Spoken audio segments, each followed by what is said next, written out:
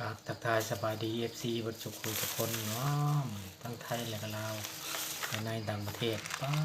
ด หากระเย็นหน้าเห็นตาเด้อว่าพรสิมารีวิวอันนั้นเด้อบัดนี้สิมาลองเบิ่งไม้พี่น้องว่ามันสิเป็นจังไดมันสิดังบ่หรือบ่นี่นะลองเบิ่งไม้ได้เดี๋ยวนี้นะ FC พากไม้มาให้หาก็ลงไปเอามื้อนี้เด้อพี่น้องเอ้ยมันรุ่นเบิ่งเด้อบัดนี้มันสิเป็นแนวใดเสียงมันสิชัดเจนบ่หรือว่าแนวใดเนาะ เมื่อกี้นี่เสียงธรรมดาบานนี้มีเสียงตัดเสียงรบกวนพี่น้องลองไม้ได้ลองไม้มาลุ้นนำกันว่าจะเป็นยังไงได้ยินเสียงชัดเจนก็ส่งข่าวมาในเด้อ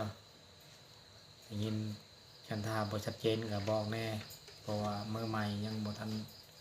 รู้จักละเอียดนะว่ามันดังจำใดเสียงแจ้งจำใดนะภาค FC เบิร์ดสุคนนั่นแหละ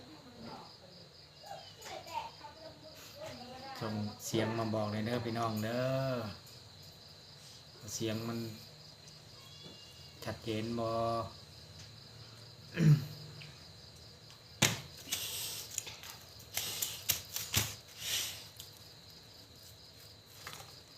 เป็นจังไดพี่น้องบ่เห็นหน้าเห็นตากันเบิด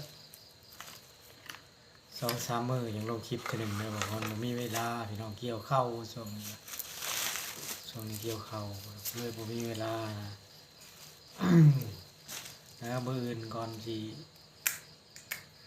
ไปอัปเดตเบิ่งให้นะพี่น้องเข้าไปสุกมาบ่เต็มบ่อนเต็มมันนั้นละเอียดมื้ออื่นเด้อมาลุ้นนำกันว่า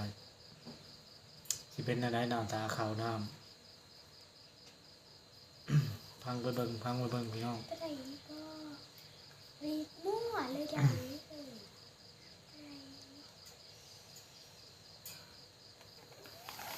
FC แท้สิกินฮอดเนาะ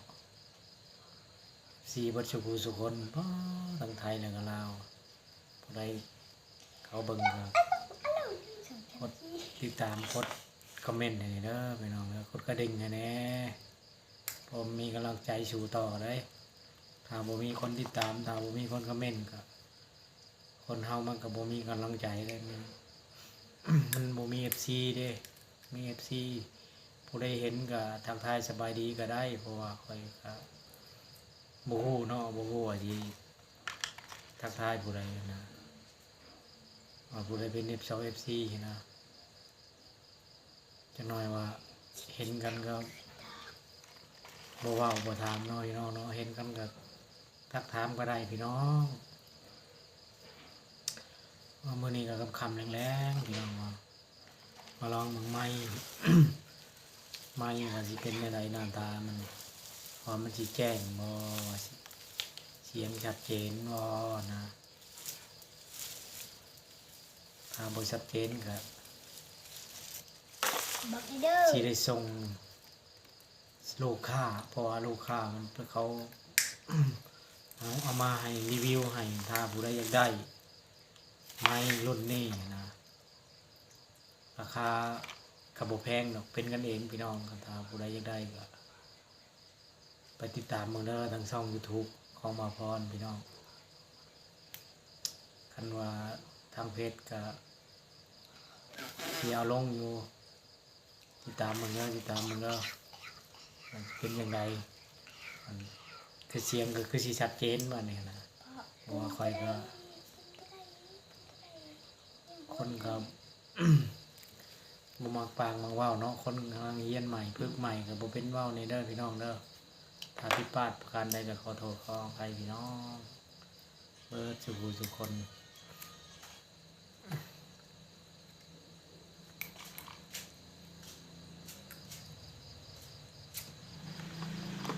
หมากยังนี่เคยกินบ่พี่น้องเบิ่งดูพี่น้องหมากยังเข้าห้องบ้านข่อยแล้วจักห้องหมากยังนี่เบิ่งดูพี่น้องจักกินว่าได้ข่อยกินบ่เป็นได้ข่อยกินข่อยเป็นยำมันเลยนะข่อยบ่เป็นเกล็ดกินความมันแข็งพี่น้องเอ้ยเบิ่งมัน ยเห็นใครเคยเห็นกระบอกแน่เม่นมาแน่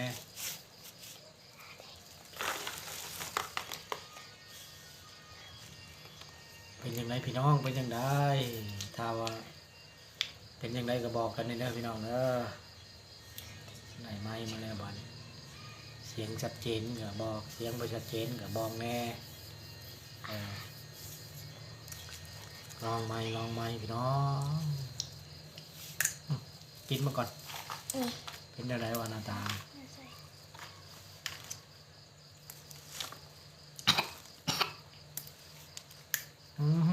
แข็งแงะพี่น้องแงะแควพี่น้องจักว่าใดเบิ่งปอกเบิ่งกันหน้าตามันพี่น้อง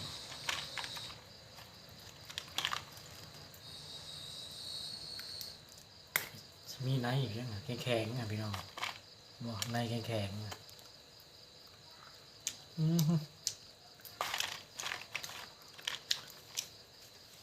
คือกินข้าวพี่น้อง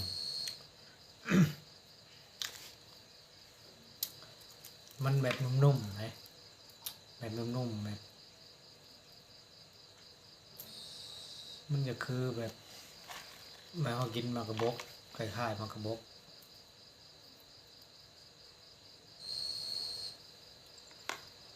เอากันสั้นเลยแหละ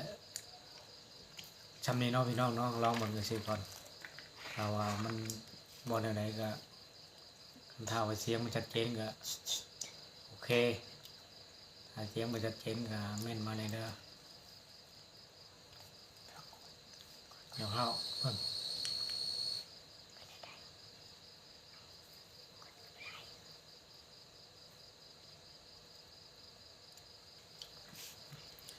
อย่าลืมกดไลค์กดแชร์กดติดตามด้วยพี่น้องทางช่อง YouTube ปอพรชาแนลเอาสำนีเนาะพี่น้องเนาะสักข่าวทักทายสบายดีเอาจบคลิปไปเพียงสำนีเด้อพี่น้องเด้อ